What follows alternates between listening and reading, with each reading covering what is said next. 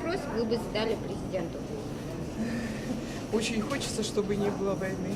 Почему социальный доход очень маленький в Якутии? Зачем у нас такая маленькая пенсия?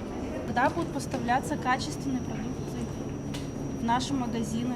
Пенсионерам, нам, пенсионерам, не замораживает вот эти доплаты, которые работают пенсионеры. Не надо их замораживать.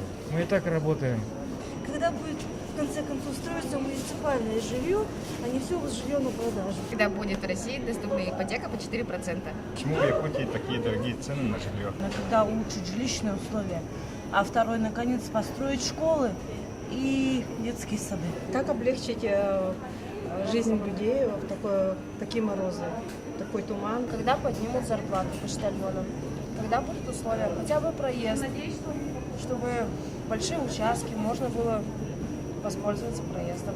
По такому холоду, -50. Какой бы вы вопрос задали президенту? Я бы вопрос не задала, я пожелала бы здоровья.